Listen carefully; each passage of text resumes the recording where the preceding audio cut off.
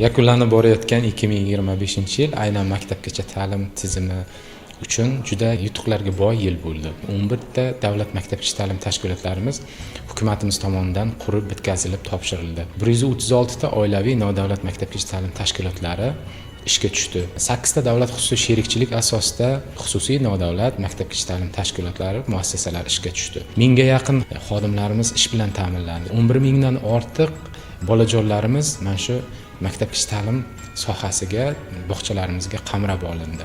Aynan Samarqand viloyati Bulung'ur tumani, Kattaqo'rg'on tumanlari uchun bittadan jami 2 ta Isuzu avtobusi berilib, Aqlvoy loyihasi doirasida chekka olis hududlarda, bog'cha tashkil qilinmagan hududlarda aynan o'sha avtobuslarda borib, tarbiyalanuvchilarimizga ta'lim, tarbiya berib kelina boshladi. 2026-yilda qamroq foizimizni ko'paytirish, bolajonlarimiz uchun, xodimlarimiz uchun sharoitlar yaratish hamda ta'lim tarbiya sifatini ko'tarish masalalarini o'zimiz oldimizga reja qilib olganmiz. Men fursatdan foydalanib, ana shu ijtimoiy tarmoq kuzatuvchilarini, ota-onalarimizni, ustozlarimizni, tizimimiz xodimlarini tabriklamoqchiman.